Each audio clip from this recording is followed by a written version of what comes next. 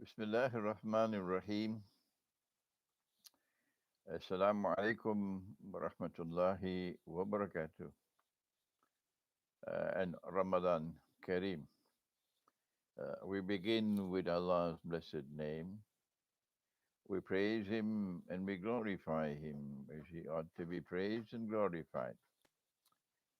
And we pray for peace and for blessings on all His noble messengers, and in particular on the last of them all, the Blessed Prophet Muhammad, sallallahu ta'ala alayhi wasallam. As we greet you on this, the sixth day of Blessed Ramadan, here in my native island of Trinidad in the Caribbean. We did not see the moon. We did not have evidence that the month of Ramadan had commenced on Laylatul Jum'ah, and hence we could not fast on Yawmul Jum'ah. And so our first day of fasting was on Yawmul Sabt.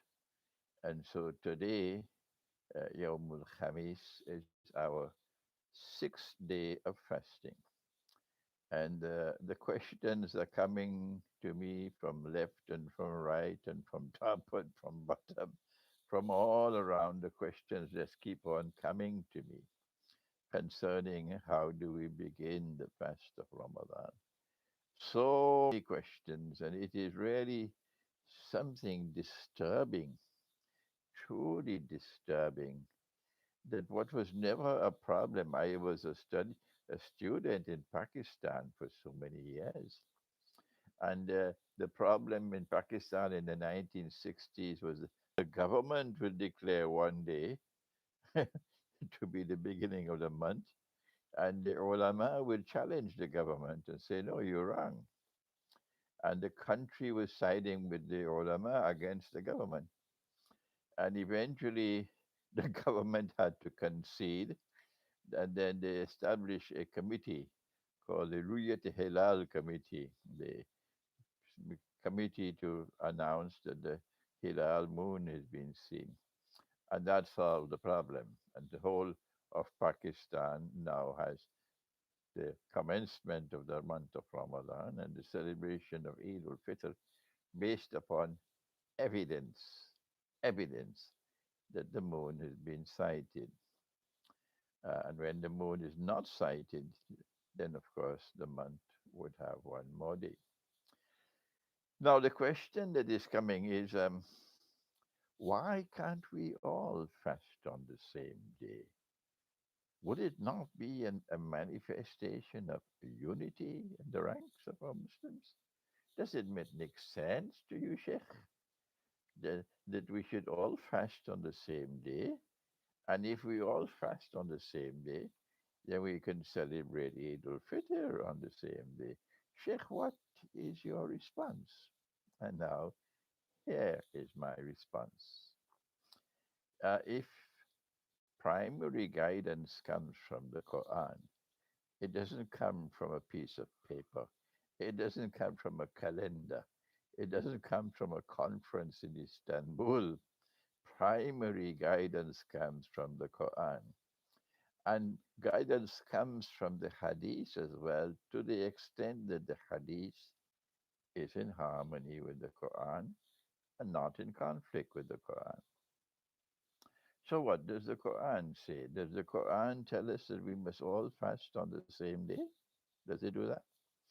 There is only one verse of the Quran which commands the fast of Ramadan, and it is verse 185 of Surah Al Baqarah. And this is what it says: بعد أعوذ بالله من الشيطان الرجيم. Listen carefully. Listen carefully. شهر رمضان الذي أنزل فيه القرآن هدى للناس وبينات من الهدى والفرقان فمن شهد منكم الشهر فليصم إلى آخر الآية. It says whosoever from amongst you gets the evidence that the month of Ramadan has commenced, it is now obligatory on him to fast. So the command is not directed to all of the ummah. It is directed to only that part of the ummah which has the evidence that the month has commenced. And the other part which does not as yet have the evidence that the month has commenced cannot begin the fast. They will have to wait one more day. Listen to it again. فَمَنْ شَهِدَ مِنْكُمُ الشَّهْرَ فَلْيَصُمْ. Whosoever from amongst you, minkum, gets the evidence that the month of Ramadan has commenced, on them it is obligatory to fast, not on all. And those who do not have the evidence as yet that the month has commenced, for them there is no fasting. It is not obligatory on them. They have to wait one more day, one more day in order to commence the fast. So here is the verse of the Quran which makes it plain and clear that Allah is not directing uh, his, his attention to the whole of the Ummah, all of us, that as soon as the evidence is there that the month has commenced, because somebody saw the moon in Timbuktu, that all the Ummah, everybody must now commence the fast. No, it is Faman Shahida Minkum, recognizing that all of us would not have the evidence at the same time. That is the beauty of the language of the Quran. Faman Shahida Minkum Shahr. And so, this is my answer to you that it is not a part of the divine plan. The system of time in Islam does not want us all to commence the fast of Ramadan on the same day and therefore to celebrate Eid al-Fitr on the same day. And those who are struggling and struggling in a misguided struggle, that we all must commence the fast on the same day and all must celebrate Eid al-Fitr on the same day. My warning to you is you are abandoning the Quran. Go back to the Quran and study the Quran. The word shahida, faman shahida minkum shahr. The second thing I want to say is that when Allah speaks about evidence, those who have the evidence that the month has come, Ramadan, it is obligatory to fast. The question is, what is evidence? And the answer has to be, what was evidence in the Sunnah? Do you mind if I say that? Do you have any objections to that? I'm asking you, what was evidence when the revelation came down for the first time? And we are now fasting for the first time in Ramadan. What was the evidence for the Prophet alayhi salatu wasalam? What was evidence for the early Muslim, the Aslaf? Was it an aeroplane flying in the sky? Or was it a high powered telescope or microscope? What was it? What was evidence? Was it a chart? based on scientific calculations. What was the Sunnah? Are you listening to me? Can you hear me? Hmm? I have to raise my voice now when I ask, what was the Sunnah? Because it becomes very embarrassing and uncomfortable for some who have abandoned the Sunnah to hear that question. The Sunnah was that Allah, who required of us evidence, Allah gave us the tools, the apparatus with which to collect the evidence, to seek the evidence.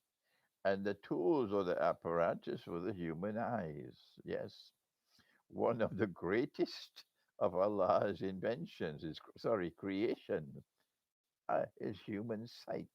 Yes, human sight. And so the Prophet sallallahu ta'ala alayhi wasallam would himself look up in the sky. That was the Sunnah. And all his companions would look up in the sky. That was the Sunnah. And they would, of course, look at the sky at the time when the sun was setting. They looked at the sunset, and the sun used to set at that time in the west, and it is still setting in the west up to this day. لا تد- لا تبديل لخلق الله. It rose in the east and it set in the west. And it will always rise in the east and it will always set in the west. لا تبديل لخلق الله. There is no change in Allah's creation. And so the sunnah is to look for the new moon. The sunnah is to look for the evidence that the month has commenced with our eyes that Allah gave to us. That is the sunnah. And if you have abandoned the sunnah today, either innocently like sheep and goats, or deliberately as part of a plan to dismantle the religion of Islam, if you have abandoned the Sunnah and you no longer use your eyes to look for the evidence, and you do not want us to use our eyes to look for the evidence that Ramadan has come in, we say to you, we don't want to abandon the Sunnah. We want to remain faithful to the religion as it has come to us from the Quran and from the Prophet. Allah's blessings be upon him. So here is my answer to you. If you have been following some chart or some calendar, or the Imam in the masjid has the one, he's the one who has to do everything for you, and he simply informs you, and then you begin the fast. The answer to you, the warning for you, is you better be careful and look in the sky and ensure if you do not see the moon, if you do not have the evidence, that someone else has the evidence and it is evidence which is acceptable according to the law of evidence. You have to be careful because if you violate the command of the Quran and you commence fasting without proper evidence, legally accepted evidence, then the consequences can be tremendous loss for you. Tremendous loss for you. You would be surprised on Judgment Day to learn of all the loss you suffered because you did not commence the fast of Ramadan in accordance with the law. Having said that, we can now proceed to the other questions that we have. And we have a large number of questions in the world war. There is a world war which is coming, yes, and it is called the Malhama. And in that Malhama, 99 out of every 100 who fight for the mountain of gold would be killed. I don't have the time, sorry, to explain the hadith about the mountain of gold. Okay, please do your homework. I have given an interpretation of the hadith, which is in Sahih Bukhari. And when I interpret the Quran and when I interpret the hadith, I can be right and I can be wrong. And so we always say Allah knows best. If the interpretation is correct, it becomes truth, and truth will survive. And if the interpretation is wrong, then it will go down the river, and tomorrow it'll be forgotten. And so, the Malhama is the Great War. The Christians and the Jews call it Armageddon. And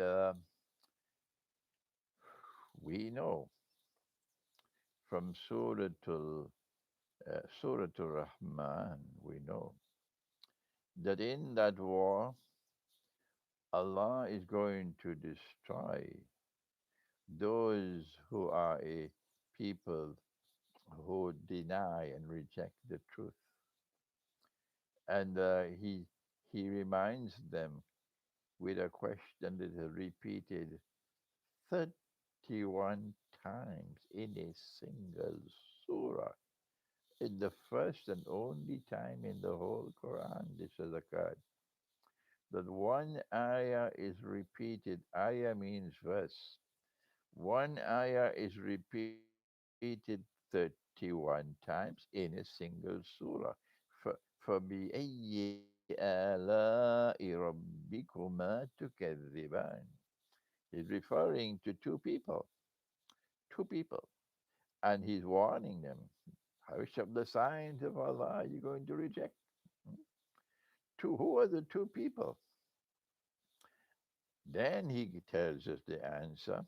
يا معشر الجن والإنس يا معشر الجن والإنس.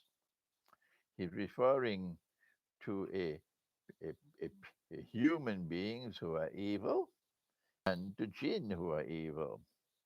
And there is an alliance between human beings and jinn in that gathering or that jama'ah, double jama'ah of evil people who reject the truth. And these are the ones who are going to be destroyed. And my analysis, my conclusion, is that Allah is speaking about the alliance between evil people and evil jinn in modern Western civilization. This civilization has come to demolish the religious way of life. This civilization does not believe in the hereafter. It's just lip service. And so it's modern Western civilization which is going to get the beating of its life in the Great War. Uh, does Russia form part of modern Western civilization? No, it does not.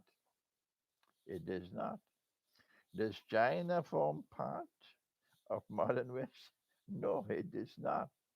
And it is very plain and clear, at least to me, I don't know for my critics, that the Great War which is coming, which I would recognize to be the Malhama, but because my critics differ in everything that I say, they probably have another view. And you must not listen to me alone. You remember that. You must also listen to them, listen to my critics, and listen to others. And never, never accept my opinion, never accept my view unless you're convinced that I'm correct. If you are going to mechanically accept everything that I say as the truth, you're dangerous to me. Yes. Because if I make a mistake, you will compound that mistake because you're not critically assessing everything I say. Iqbal will be very pleased with a student who comes after him, who critically assesses what he has taught. And if they find that he has made a mistake, although he's a great, great scholar, they very politely mention that here is a mistake that he's made.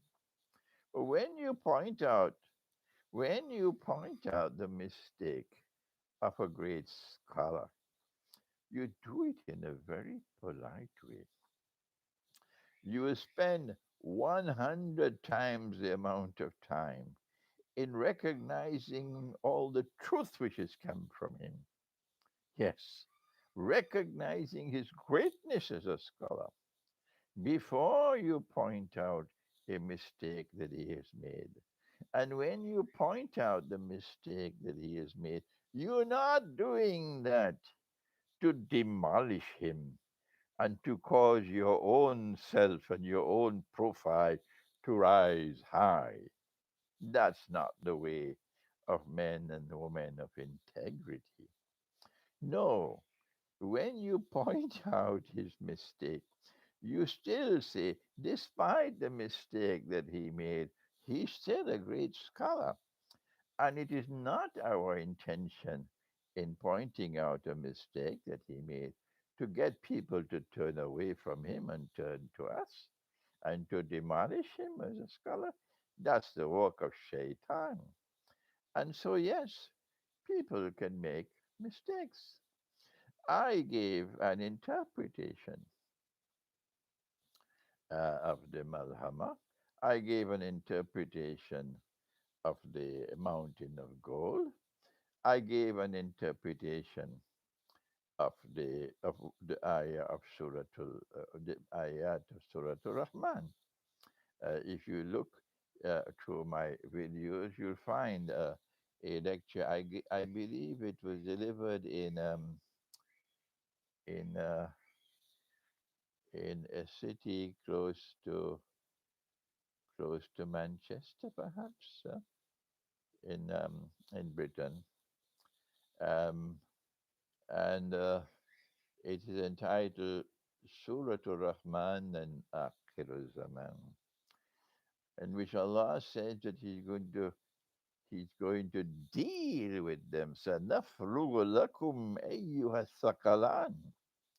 Those both of you who are laden with sin, being the alliance of human beings and jinn, were all evil in modern Western civilization. And therefore, it is in this malhama that Allah will destroy modern Western civilization. And what remains after the malhama of the modern West will play no significant role again in history. But Russia does not belong to modern Western civilization. Rather, Russia is the target of the West. They have, they have consistently been hostile to the Orthodox Christian world ever since they launched the Crusades. So it's more than 1,000 years now, almost 1,000 years now, that they've been waging war on that part of the Christian world, which is not modern Western Christianity. So my conclusion is that the alliance of Russia and China, the alliance of Russia and China in the modern world is the most significant, the most important event to have occurred in history since the birth of modern Western civilization. May I repeat that? I have said, this is my view, that the present alliance between Russia and China, it's a military alliance, it's a political alliance, it's an economic alliance, it's a monetary alliance. That this present alliance, from a nuclear power, Russia as a nuclear power, and China as a nuclear power, this alliance is the most important event to have emerged in modern history since the birth of modern Western civilization. And it is this alliance which is checking the rampaging West. The, the Western world rampage through the world, stamping their bloody feet all over the world. But now, no more. If they could still do it, they would have already invaded Venezuela. The evidence is as plain as daylight. They dare not intervene in Venezuela militarily because Russia will deal with them. Hmm? So the war which is coming is one in which Russia and China, of course, they will be badly damaged, but they will survive. And the war will also allow Pax Judaica to replace Pax Americana because the modern West will be finished as a power in the world, a superpower. How is it possible for Russia to survive from the Great War and yet for Israel to replace the United States as the next ruling state in the world? There is one subject that I have consistently refused to explain, and that is the relationship that exists between Russia and Israel. And I am not going to speak on that subject. Those of you who are interested can do your own thinking. Yes, I will not speak to you on this subject even in private because I have my own insights and I don't think it is proper for me to share my insights on everything that I understand. And so now, on the subject of Dajjal, next question. How is the red heifer, related to the Khuruj of Dajjal? The Jews are waiting for the sacrifice of the red heifer in 10 to 11 months.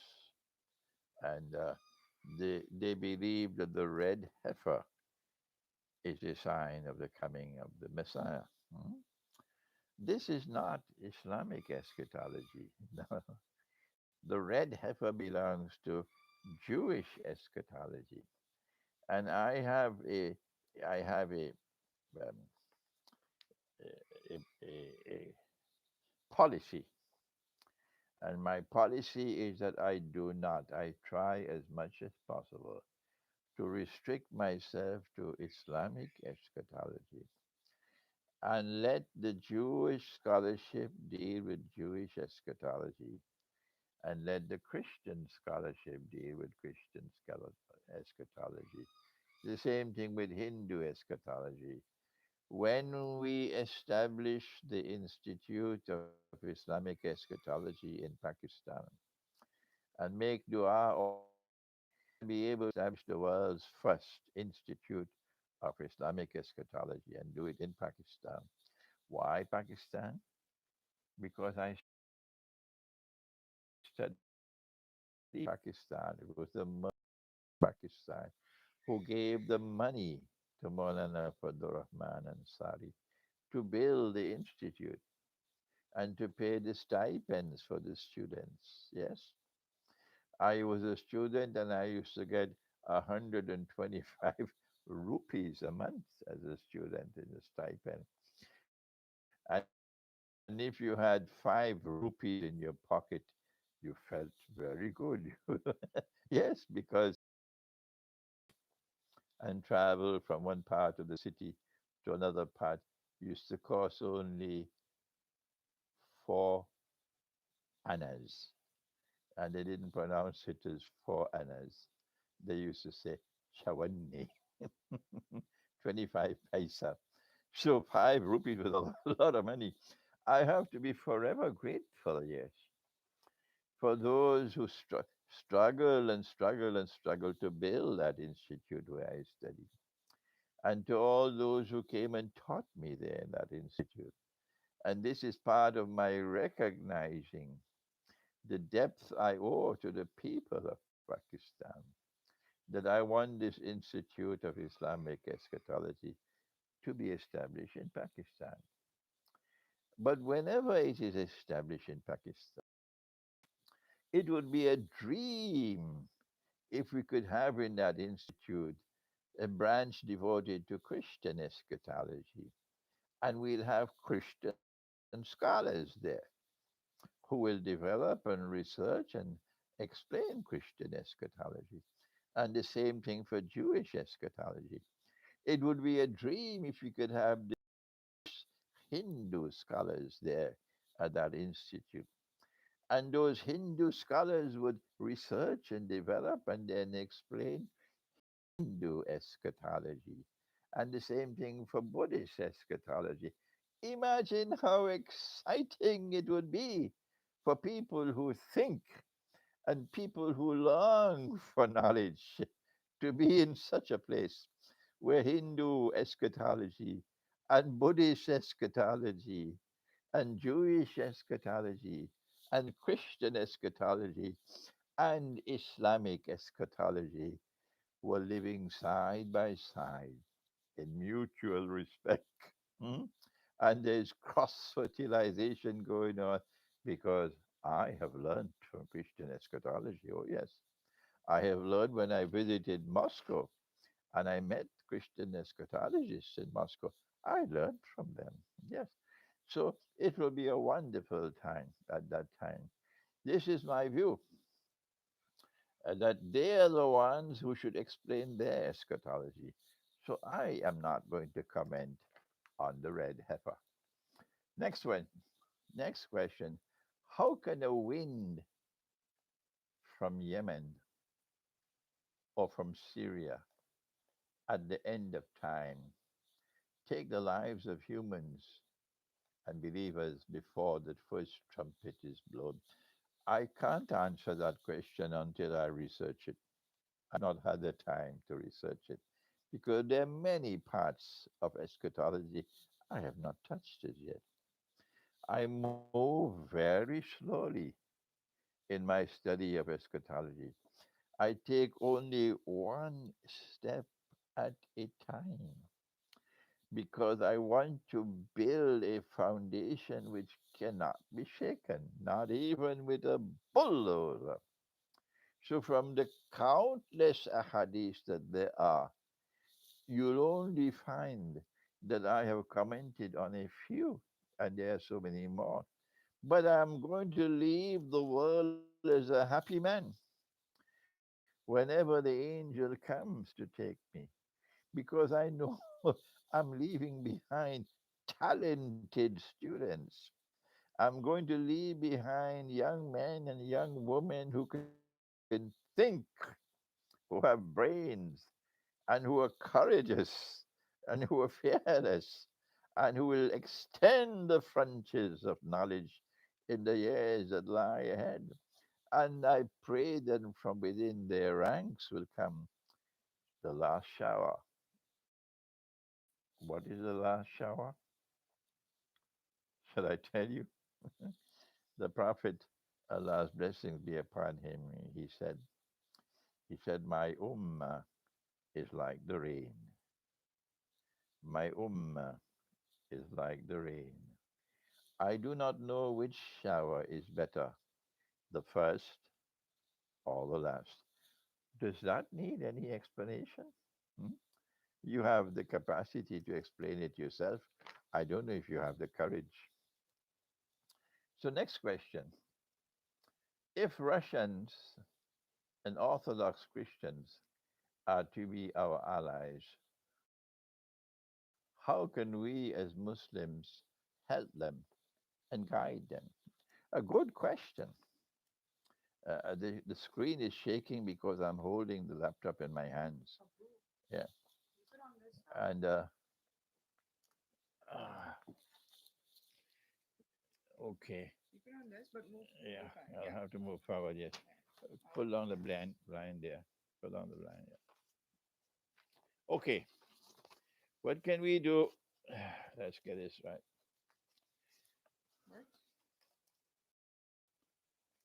What can we do to help and to guide our Orthodox Christian brothers?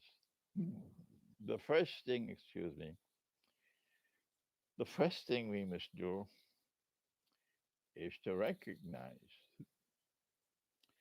that Allah subhanahu wa ta'ala has prophesied in the Quran that the time will come when a people who will declare that they are Christians, they will proudly proclaim that their primary identity is their faith, not their nationality, and therefore these could not be Western Christians. These have to be other Christians who would proudly declare, "We are Christians, inna Nasara," that they would be the closest in love and affection for Muslims. I know there are some who are not comfortable with what Allah has said in the Quran. Wish they could change what is in the Quran. Yes, uh, I know this. They're not at all comfortable with what Allah has said in the Quran. I don't know what kind of Muslims they are. I don't know. But this is what Allah has said in the Quran. And these Christians will emerge in the historical process. They will emerge as the people who will be closest in love to Muslims. At that time, when the Jews are the most hostile of all people to Muslims, and women of integrity, whose hearts have not been corrupted, and with whom we can have an alliance as brothers in common struggle. Most Jews are not like that. It is sad that this day has come, but it is facts. It is the facts that I'm speaking. And they are the most hostile of all people to us. This is now happening today.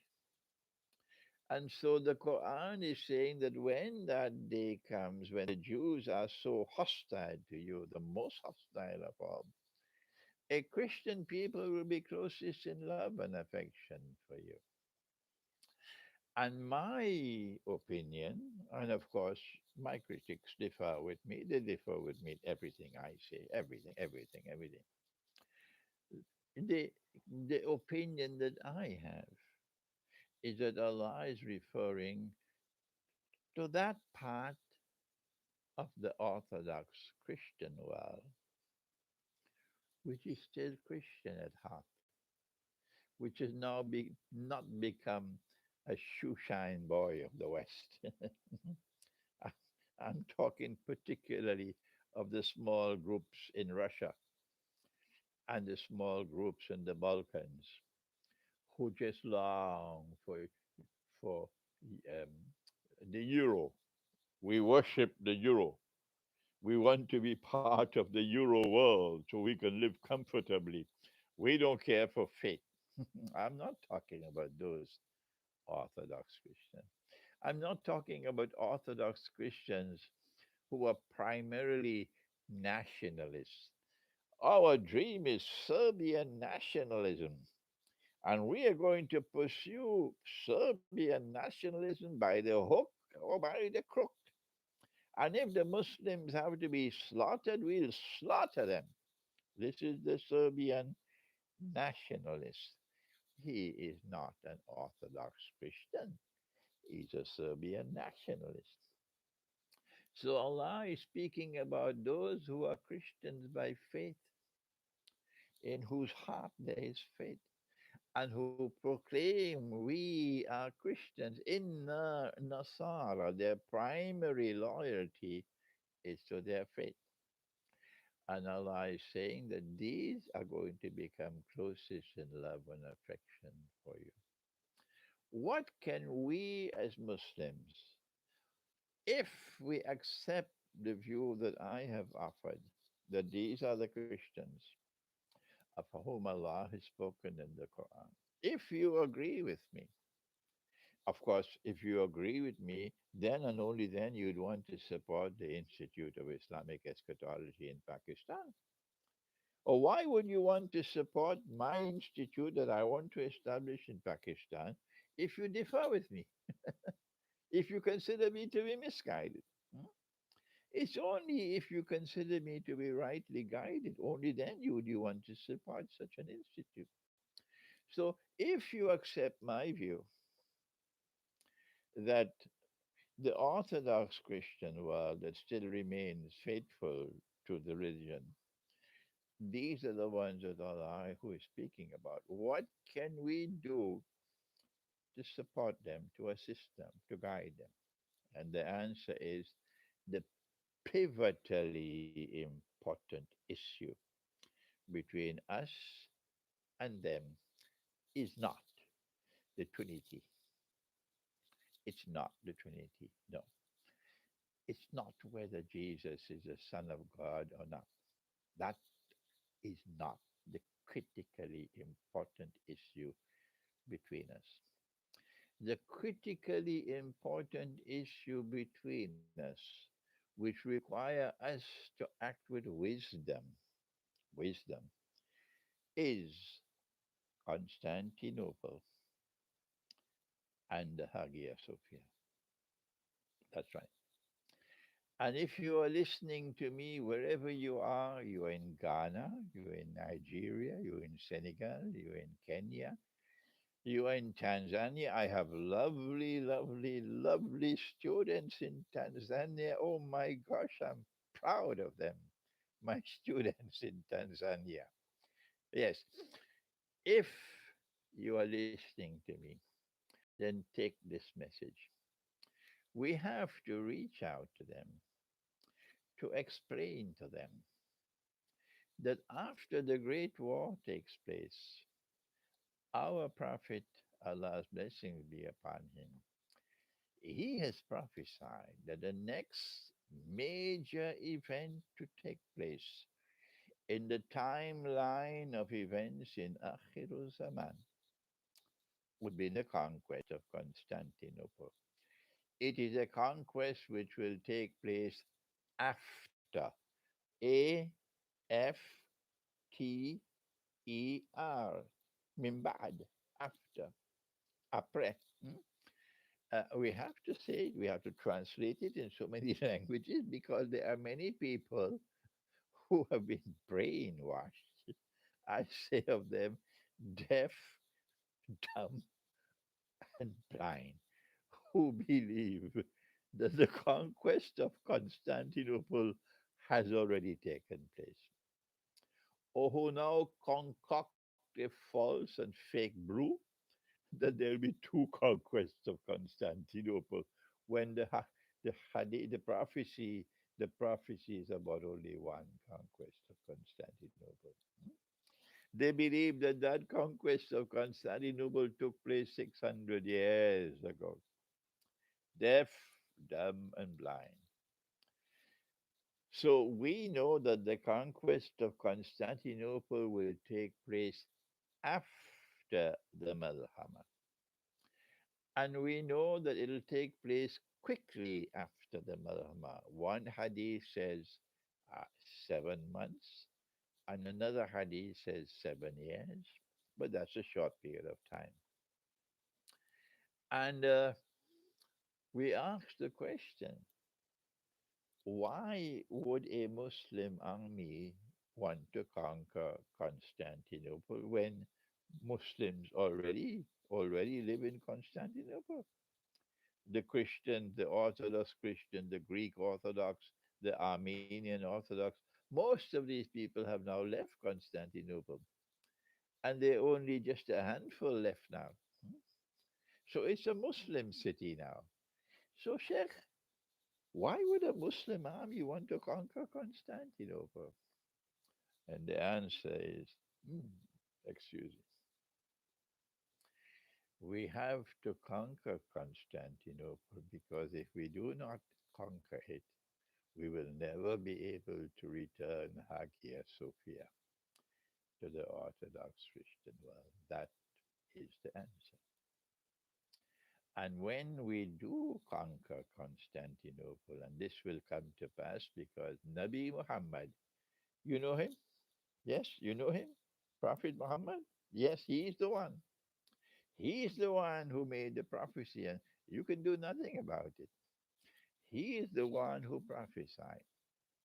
And he praised the army and he praised the commander. Huh? لتفتحن القسطنطينية ولنعم الأمير آمرها ولنعم الجيش ذلك الجيش. These were his words. He praised the commander, he praised the army, and he prophesied that it will conquer Constantinople. And it is my opinion, and you should not accept my opinion unless you are convinced that I am correct. Otherwise, you pose a danger to me. That the conquest of Constantinople is necessary so that Hagia Sophia can be returned to the Orthodox Christian world. That is how we'll help them.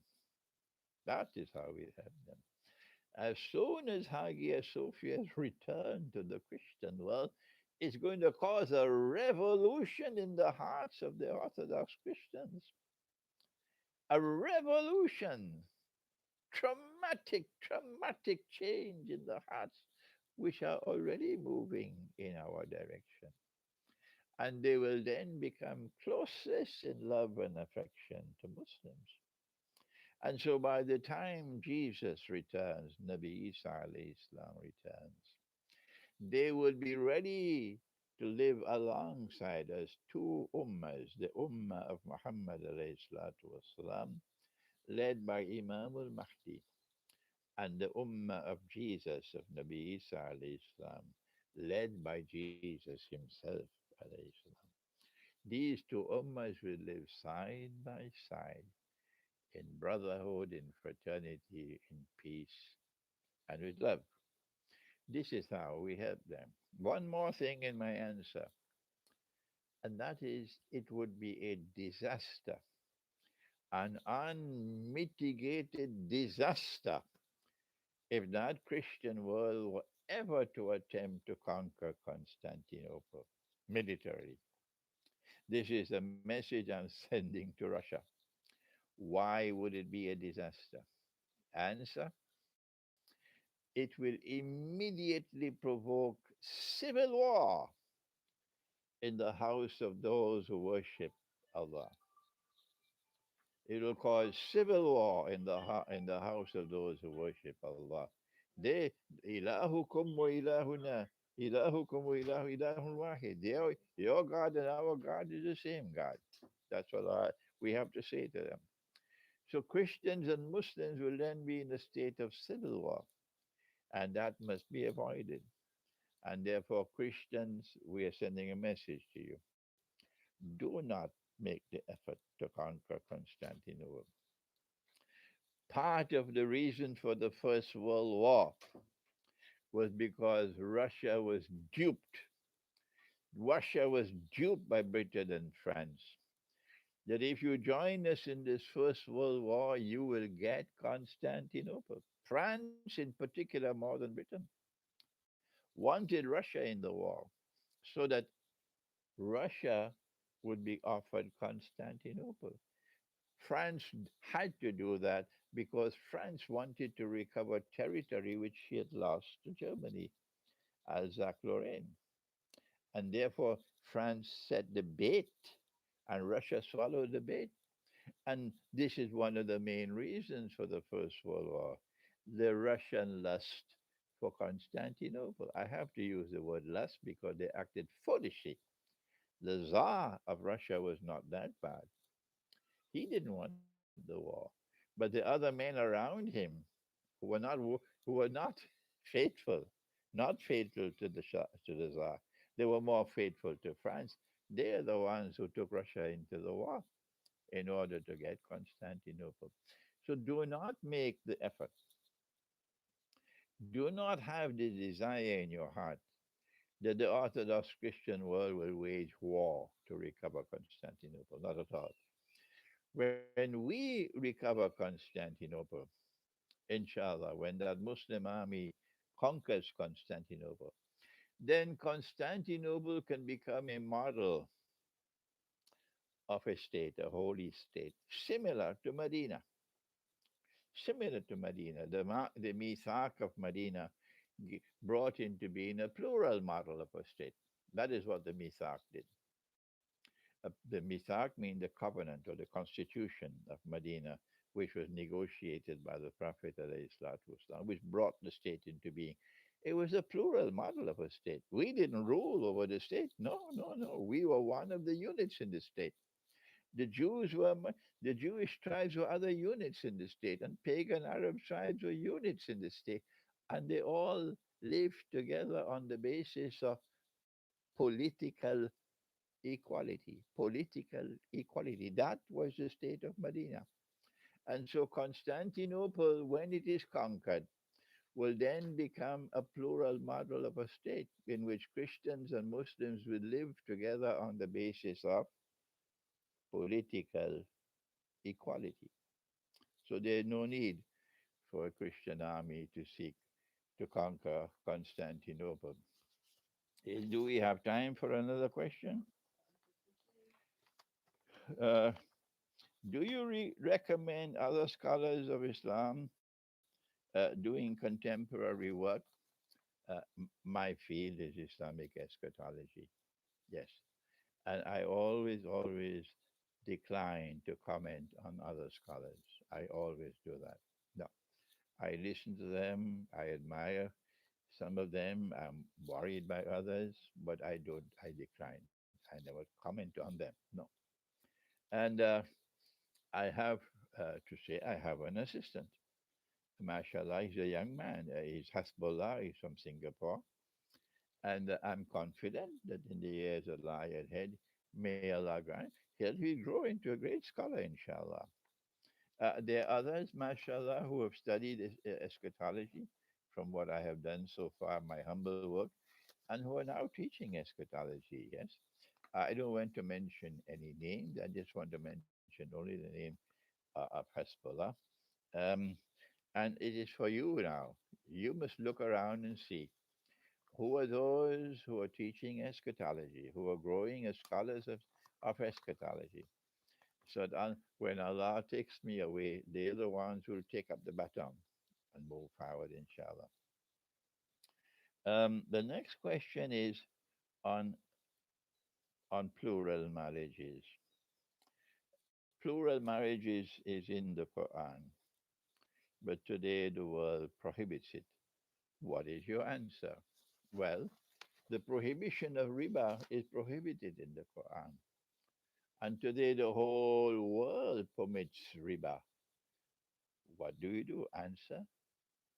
Regardless of which way the world moves, you must remain faithful to the Quran. And so, yes, Allah permits plural marriages. I have two wives myself. Uh, Iqbal had two wives, yes.